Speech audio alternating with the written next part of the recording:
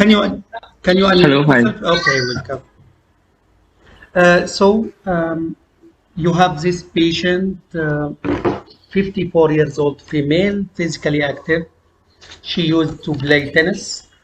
Unless 2 years ago, she had progressive pain and stiffness of her right shoulder um, following arthroscopic subacromial bursal resection. First, how you are going to take the history from this patient? So I'd like to find out the patient's handedness, the patient's occupation, and past medical history. Any history of diabetes, any endocrine abnormalities. With regards to the shoulder pain, I'd like to find out about the what are the triggers, the severity of shoulder pain, whether there's any functional limitation in terms of activities of daily living, The patient or in terms is of limitation right-handed. of She is a hobbies. secretary. Patient is right-handed. She is a secretary. She is very active Okay. playing tennis until 2 years ago. Following last surgery, she stopped playing tennis, and she has pain day and night, more at night, and she has difficulty to um, take on her clothes and to get very high objects from the kitchen and the cupboard.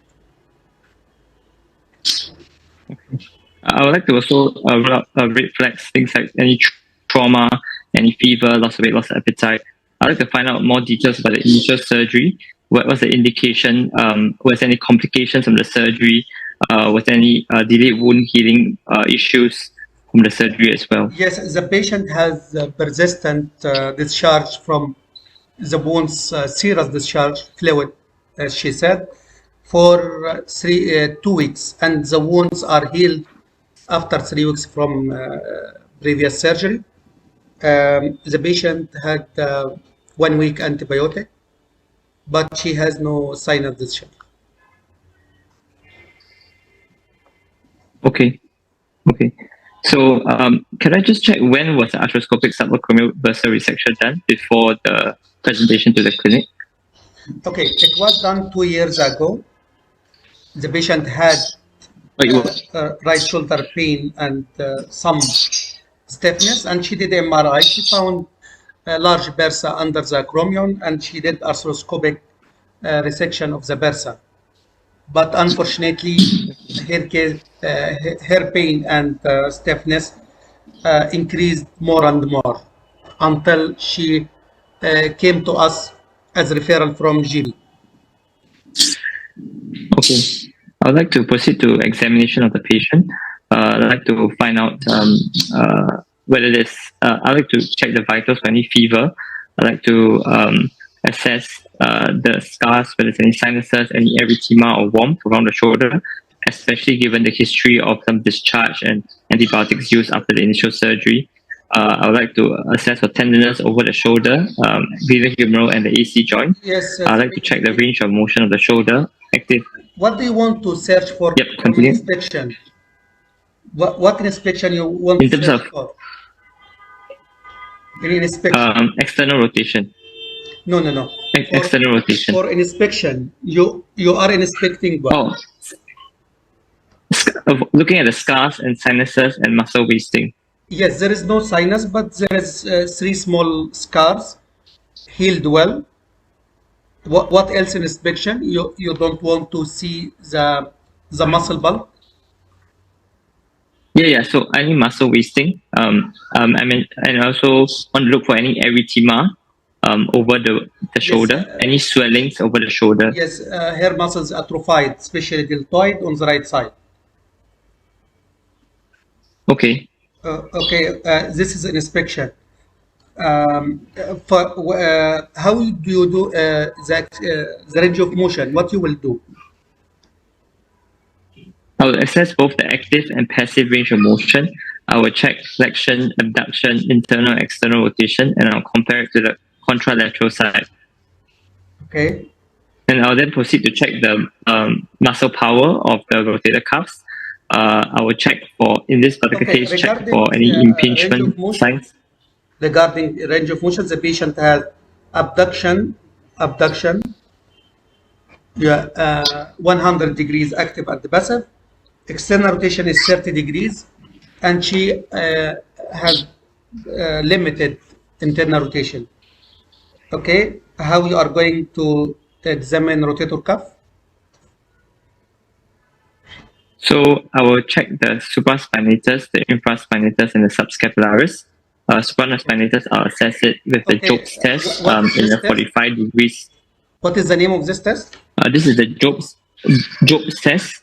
Yes, what is its significance?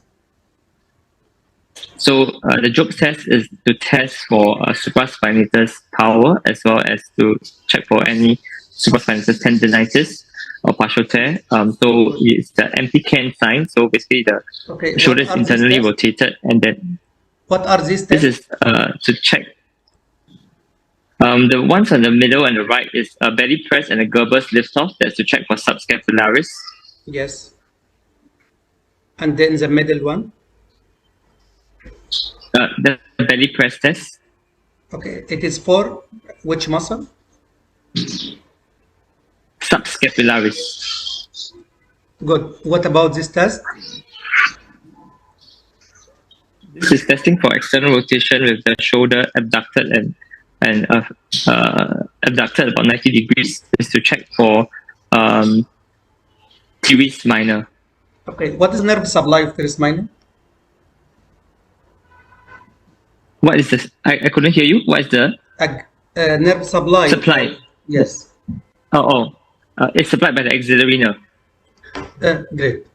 Okay, so these three muscles of rotator cuff are weak. What are other muscles you want to examine? You want to examine infraspinatus. Yes, infraspinatus as well as the deltoid muscle. Okay. What is the importance of examination of deltoid? You mentioned earlier that this patient has rotator cuff wasting, and there is significant weakness of the rotator cuff. There's limitation of active and passive range of motion. So in my head, I'm worried about some kind of arthropthy, perhaps a rotator cuff arthropthy, and a deltoid muscle function is integral to the function of any reverse total shoulder prosthesis. Great. Great. Okay. What is next step in examination? I'll complete the exam by doing a neurovascular exam. I'll also check for impingement tests, the Hawkins sign as well as the near sign. I also like to check the cervical spine as well to exclude referred pain. Okay, great. Excellent. Okay. What you are going to do next? So I would like to investigate this patient based both on biochemical and radiologically. Because of the history of the previous surgery and the history of fever, wound issues, I would like to do a full blood count, CRP, ESR, to rule out infection. I would like to perform plain radiographs of the shoulder, AP, axial, looking out for both degenerative changes in view of the physical findings, as well as possibly features of infection, depending on what I find clinically as well. Okay, what is your differential diagnosis for this case? So my first differential, assuming that there's no infection, I mean, given the clinical findings, I mean, the physical findings didn't sound like it. It's both restriction, active and passive. One, and there's wasting as well. One possibility is a rotator cuff, chronic rotator cuff tear, possibly with arthropathy, given the limitation active and passive. Another differential could be frozen shoulder, but in frozen shoulder, typically there's not so significant muscle wasting.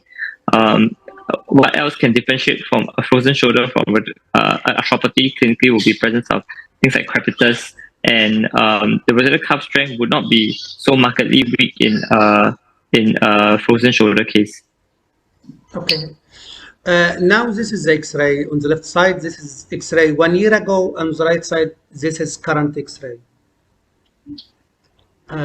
It can help you for diagnosis?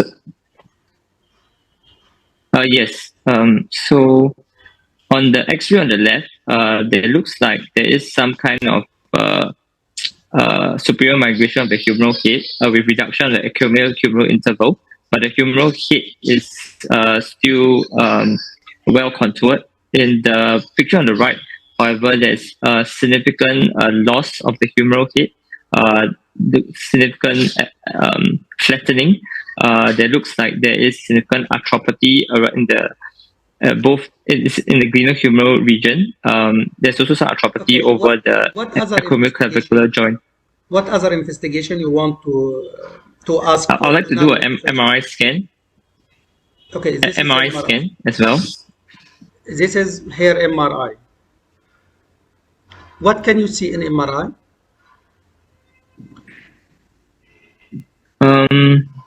Red arrows points to what? Blue arrows points to what? What is red this? Arrows point to. This is the red. Okay. The red arrows point to some kind of collection. Yes. Collection around the shoulder joint. Nice. And blue, and the blue one. And the blue one. I'm not very sure. Point to some kind of new bone formation. No, this is a necrotic bone actually. What's its name? Correct. We are naming it what? We are calling it. So I think necrosed bone. The necrotic bone is sequestrum. New bone is invulcrum. Yeah. Yes. This MRI is helpful for your diagnosis. Did you reach the diagnosis now?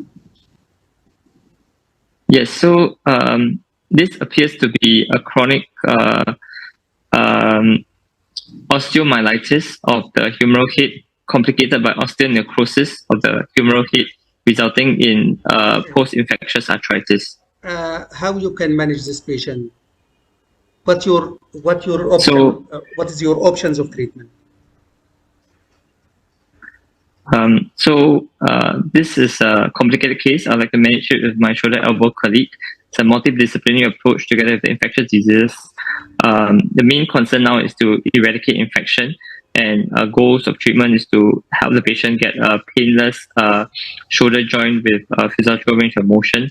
I would like to obtain diagnosis both on top of my biochemical test with aspiration of the shoulder done posteriorly to confirm the presence of microbes in the shoulder joint.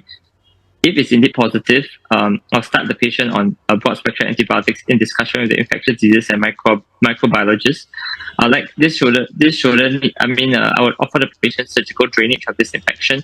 I would warn the patient that this may need multiple surgeries. I'll start by removing all dead bone, performing some kind of excision arthroplasty of the shoulder first, and putting drains after the removal of pus and necrotic bone. Conservative treatment for this patient?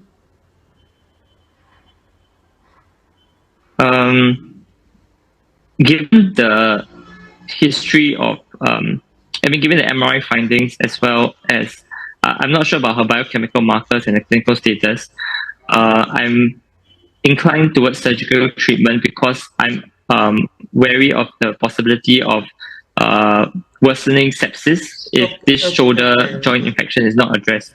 Thank you very much. You did very well. I will leave the comments and feedback for Dr. Diab. Yes, I wanted to ask you that. Thanks for allowing me. You did well, Joe. There are a few things you could improve. First of all, when you say sepsis is already bad, it's not worsening. Yeah? Okay. It's disaster. Yeah? Clinically for the patient, for the surgeon. That's it. Secondary, when you ask about index operation, yeah, you should be more thorough because it would have told you and guide you into the diagnosis. You got it yourself. Well done. For example, you said what kind of surgery? What happened after that? Did the patient has leaky wound? Did he has antibiotics? And patient can tell you, I came to the clinic, leaky wound. It takes time to heal, and I took antibiotics.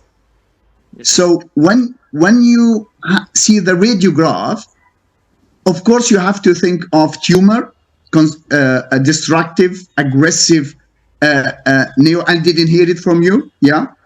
Second, Okay.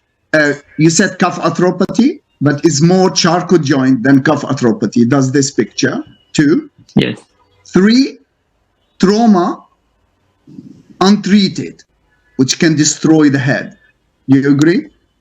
Yes. And what else can, of course, you said your differential diagnosis frozen shoulder, but related to this picture and history, you have to be more specific. You can say anything differential diagnosis, but if you mention to a Charcot and disruptive infection, the examiner will be happy. Yes. Yes. How you can take the history from the patient? So I would want to take the history of presenting symptoms, pain and stiffness, for how long they've been ongoing, and how much is it affecting them functionally, what functions they are unable to do because of it. Is there any history of night pain? Any history yes, there is of night pain recent? and the pain and stiffness affecting her to the degree that she stopped the playing tennis for last 2 years, and she has pain Okay. and she has difficulty for reaching overhead object or overhead activity limitations. Yes, so she's unable to reach overhead. I'd also want to take some more history about functions. Is she able to clothe herself, comb her hair, clean herself, etc.? Then I would, after taking the presenting complaint history, I would want to move on to history of past medical history. The risk factors: is she diabetic? Does she have any thyroid issues? Are there any other medical conditions like cardiac history, respiratory history, All of these are negative. or anything else? Yes, and history of irrelevant medical history. Yeah, and any drug history if she is taking any kind of medications for anything, or also including the analgesic history and anticoagulation history. She is I doing would regular analgesia. Yes, she is taking oxycodone every other day. Yes, I want to establish what is her hand dominance, what does she do for a job, what are her hobbies. Her hobby is playing tennis, but she stopped now. She wants to resume her activity, and she is working as secretary, but she is in leave because of her condition. Okay, and I want to know what treatment she has had so far for this, other than analgesia. Physical therapy and analgesia.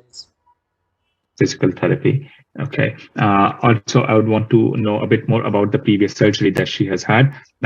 Did she? Was there any issue with wound healing? Did she have any fever post-operatively? Was it a prolonged hospital stay? And was she on any antibiotic course after the previous surgery? She received the antibiotic for 10 days, and the wound healed after 3 weeks from surgery because of continuous watery or fluid discharge from the wounds of arthroscopy, but it healed at the last after 3 weeks. Okay. Then I would want to establish what are her expectations from this consultation. I would, after taking all this history, I would want to examine her shoulder. Yes, she insisted to return to play tennis. She wants to resume her hobbies and activities, yes. Yes. So based on this history, so she is a 50. I'll summarize the history. She's 54-year-old, very active, had subacromial decompression 2 years back, which was followed by an delayed wound healing and history suggestive of infection. Currently, she's having night pain and her activities are significantly restricted, that she has to take leave from work. My chief concerns at this moment are that she has infection in middle shoulder, a septic shoulder, or it could be other differentials would be that she has developed a frozen shoulder or a rotator cuff tear, yes, great. or arthritis of her shoulder. How you are going to examine the patient? Sorry, I couldn't hear you. How you are going to examine the patient? Clinical examination. Yes. So clinical examination after taking the consent from the patient and with the proper chaperone present, I would expose the patient appropriately up to her trunk. I will ideally want to examine the patient standing first with a mirror on the opposite wall. So I can also have a look at her face when I'm examining from behind. I'll start with the common look, feel, move. I'll assess the patient, look at the patient from behind, side, and front. Look for any obvious muscle wasting. Look at the surgical scars. Are there any obvious? Are there any sinuses? Healed well. I will tell you. There is 3 surgical scars, but healed well. Yes. Each scar is 5 millimeter. Second, the contour of the shoulder is less than the other side. There is wasting, yes, of diffuse wasting of shoulder muscles of right side as comparison to the left side. Is there any obvious swelling and erythema around the shoulder? No, nothing. No. So after looking at the shoulder, I'd want to see her moving her shoulder. I'd ask her to do an active range of motion, forward flexion, abduction, internal and external rotation. You will not do palpation for the patient, see any tenderness? I know I'm going to palpate as well. So this was just looking at her movements, and then I'm going to feel for her shoulder, look at all the tender points from the clavicle, acromioclavicular joint, acromion, spine of scapula, the humeral head, and the joint, the soft spot of the joint itself. All are tender. All these mentioned structures are tender. Just because globalized tenderness, then I would want to move her shoulder, I've already checked for active range of motion, and now I'll do passive range of motion and see if I'm able to extend that range, keeping in mind that I should not cause her pain. So does she have any restriction in range of motion? Yes, her abduction, active and passive, is 100 degrees. External rotation is 30 degrees, active and passive. She has limitation of internal rotation. Okay, and so I would want to examine for her rotator cuff, check the strength of her rotator cuff, all the muscles suprascapular by doing the Job's test. Her shoulder abducted to 60 degrees in the scapular plane with forearm pronated, thumb pointing down. Ask her to abduct against resistance. Check for her infraspinatus using asking her to internal rotate against resistance, or check for the external rotation lag sign. Check for teres minor using the hornblower sign. Check for subscapularis using the Gerber's lift-off test or the belly press test. I would also want to check for subacromial impingement or subacromial tendinitis, doing a Neal's impingement test or a Hawkins test. I would check for her biceps tendon using the Speed's test or the Yergason's test, and check for AC joint provocation by using the scarf test, scarf sign. So, what else we want to examine?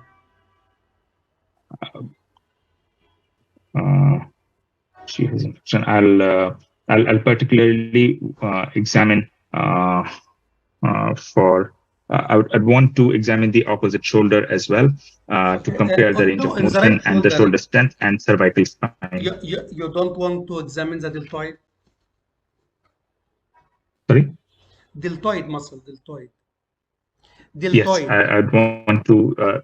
Yes, I would want to check the contraction of deltoid muscle, and I'd also want to do a assess the neurovascular status of the limb, check for axillary radial ulnar and median nerve motor and sensory function.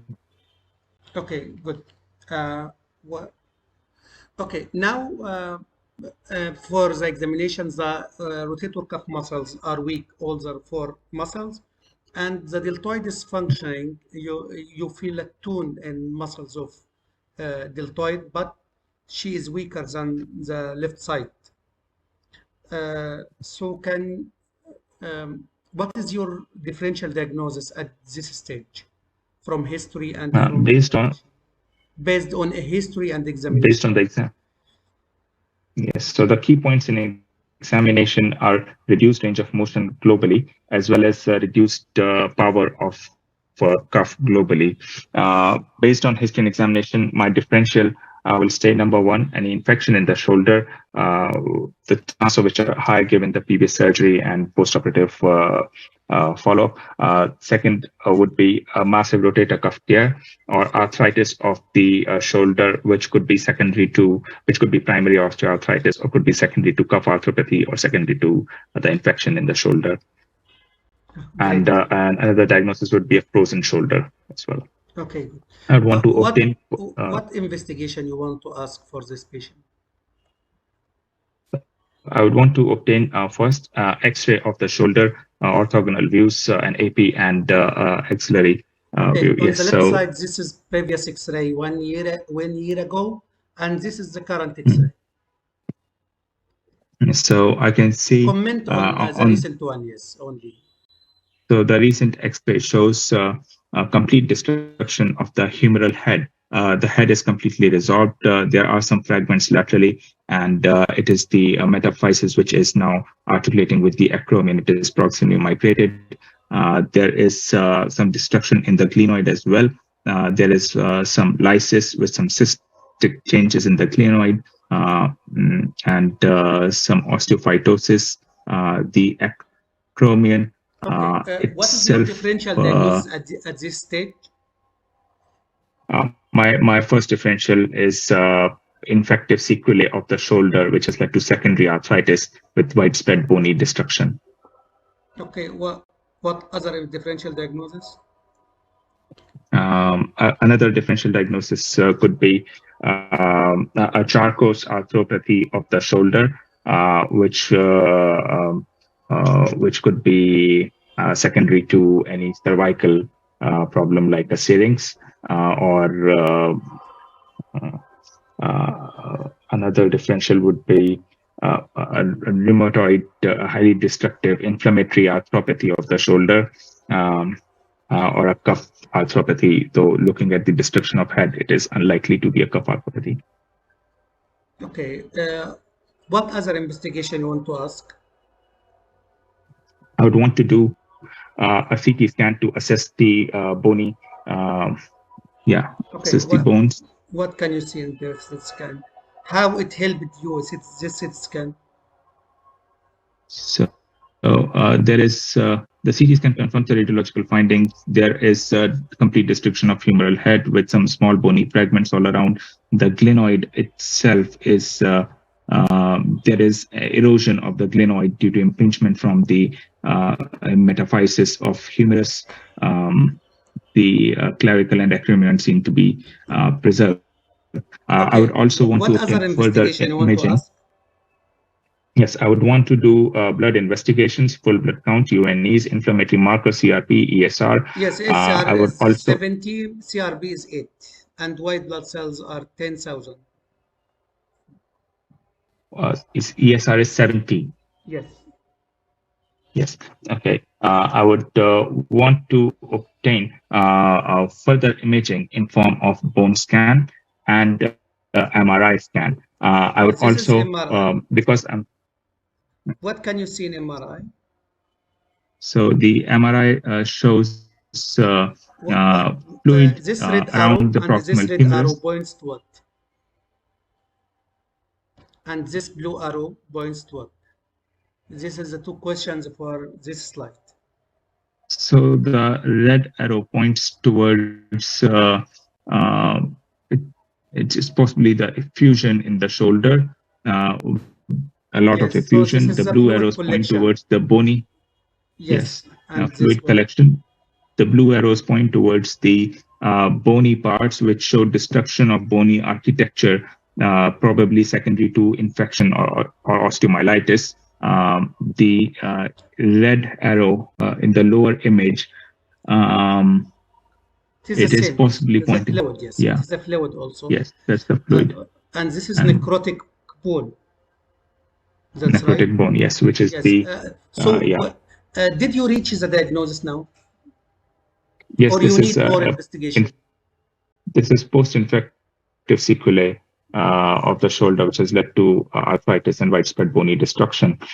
Now, the points here I want to consider, this is active infection. Given the symptoms, I would want to aspirate the shoulder, send the aspirate for culture sensitivity and microbiological analysis to obtain a bug and to see what it is sensitive to.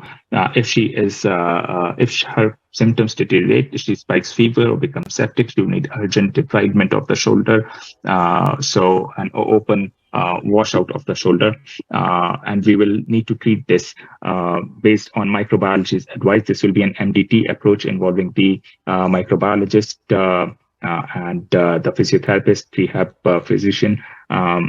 If this patient deteriorates with septic features, I will involve ITU intensivist as well. But yeah, primarily the management is guided by microbiology, long-term antibiotics, surgical debridement to get rid of the infection first before any kind of reconstructive procedures can be thought about to give her the functions back. I'll counsel the patient accordingly that this is a very complex issue and it is unlikely that she will be able to get back to her pre-event functional status given what her shoulder looks like. Okay, now you are the shoulder surgeon. Okay, Dr. Diab, do you want to give comment? Yeah, we have a few minutes. Okay. Yeah, Mr. Majid would like to you what kind of surgery? What two surgery stages. you First will stage? offer for this patient? Yeah. So first is surgical debridement, get rid of the infection, long-term antibiotic therapy. Once I'm confident that the infection has been taken care of, the only reconstructive option, if the patient wants reconstruction and better function, accepting the high risk of infection, will be arthroplasty option in terms of a reverse shoulder replacement. Okay, thank you. Okay, feedback will be for Dr. Diab. Is it okay? Yeah, I was observing, so I can catch more.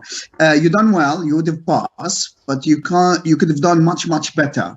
So rather than saying so many things, go straight away to the answer. Yeah. For example, you never mention neoplastic destructive lesion, which is in this case, you have to say Charcot destructive infection. You reach there. Even when he asked you diagnosis, you said sequelae of post-op infection, severe arthritis, which is not. It's osteomyelitis, destroy the joint, yeah, and treatment now at this stage, not if send the patient to ITU. It has a bag of pus sitting in her shoulder. Only if she is dying, unfit for surgery, you take her to ITU. But first line of treatment, like you said, identify the bugs, and it's surgical debridement through deltopectoral approach. So you have lots of knowledge. You would have passed this case definitely, but